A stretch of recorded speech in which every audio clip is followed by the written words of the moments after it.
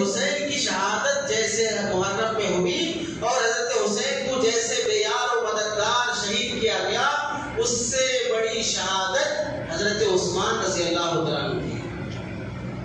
حضرت حسین کو گاؤں کے باہر شہید کیا گیا، حضرت عثمان کو گاؤں میں، مدینے میں، نبی کے شہر میں، اور گھر میں جہاں پر نبی کا روزہ ہے، نبی کی قبر مبارک ہے، صحابہ موجود ہیں، ان کے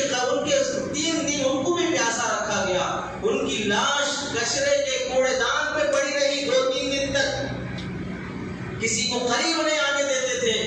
یہاں تو انتقال اور شہادت ہوتے ہی جنازے کا انتظام کر دیا گیا، لیکن حضرت حسین کی، حضرت عثمان رضی اللہ عنہ کی لاش کوڑے دان پہ پڑی رہی، کسی کو قریب تک آنے نہیں دیتے تھے۔ پھر حضرت علی رضی اللہ عنہ نے ہمت کر کے نوجوانوں کو لے کر ان بلوائیوں سے مقابلہ کر کے لاش لائے اور جنازے کی نماز ادا کی۔ حضرت عثمان کی شہادت کا منظر بیان کیا جائے تو وہ اور بھیانک اور خوفناک۔ اور یہ بتاؤ کل سے اگر تمہاری خاندان میں باپ کو، بڑے بھائی کو، کسی کو بھی سڑک پر بے رحمی سے اور بے ہمدردی سے کاٹ کر ٹکڑے ٹکڑے کر دیے گئے، کیا گزرے گی اس خاندان پر جو یہ منظر دیکھا ہوگا؟ اور اس کے بعد آپ سارے لوگوں کو مسجد میں جمع کرنے کے بعد بھئی ہمارے فلاں صاحب کے فلاں باپ کو فلاں سڑک پر ایسے کاٹا گیا، یہاں چاقو مارا گیا، وہاں رگیں کاٹی گئی، یہ ناک کاٹی گئی، وہ کان کاٹے گئے، ایسا بے رحمی سے قتل کیا گیا، آپ ان کے لیے دعا کریں۔ ہو گیا جلسہ۔ پھر اگلے سال وہی ڈیٹ آیا جس ڈیٹ کو ان کے باپ کو مارا گیا تھا، پھر لوگوں کو جمع کر رہے، آؤ وہی فلاں کے باپ کو اس دن مارا گیا تھا، ان کے باپ کو مارنے کا منظر بیان کریں گے۔ اب بول رہے یہاں کاٹا گیا، وہاں یہ کان کاٹا گیا، اس طرح کیا گیا، پھر ان کے باپ کے لیے دعا کرو۔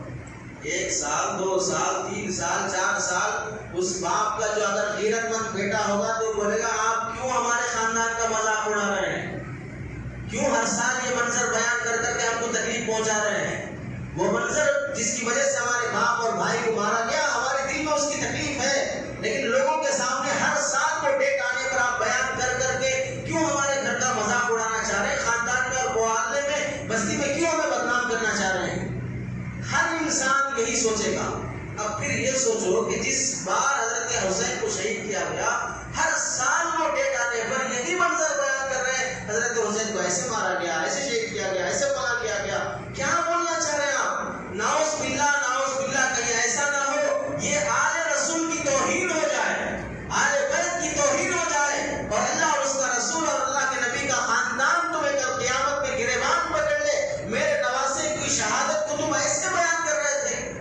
میرے نواسے کی شہادت کا تم ایسے مذاق اڑا رہے تھے، اسے اپنا مجمع جمع کرنے کا ایک بہانہ بنا لیے تھے کہ ہر سال ایک جلسہ کر کے ان کے نام پر ہم کچھ لوٹ لیں اور کچھ بٹور لیں، اور اسے ایک عاشق ہونے کا، محبت کا ایک معیار بنا لیا۔ سچے عاشق ہوتے تو میرے اور میرے نواسے کی اتباع کرتے، ان کی سنتوں میں زندگی گزارتے، ان کے طریقے کو اپناتے۔